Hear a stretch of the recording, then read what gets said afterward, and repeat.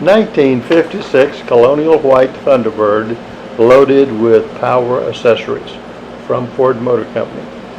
She has two tops. She's the P series.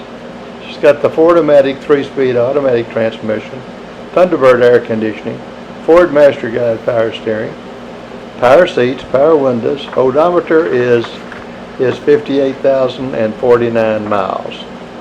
I have known this car for 40 plus years. I purchased a car out of Fort Worth 36 years ago or 35 years ago. The car still bears the Fort Worth, Texas Thunderbird North Texas Club decal on the right hand, on the passenger side windshield, and that club has not been in effect, I think, since around 1968. The car has got the and the fella I sold it to sold it back to me after he owned it 35 years.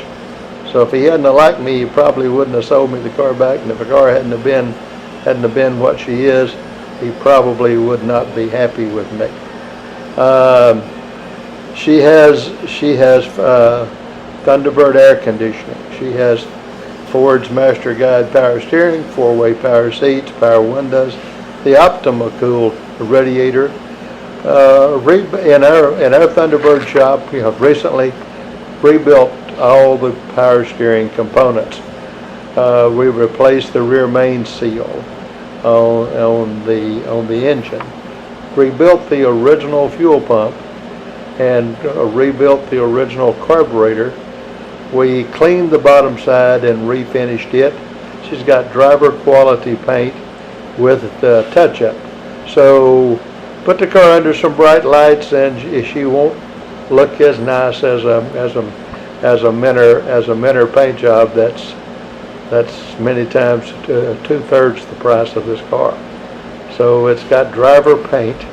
She's got the Ford C Clear windshield washer system, new carpet. The both tops consist of a white tonneau top and a porthole hardtop. The exhaust is routed out just below the rear bumpers to protect the chrome.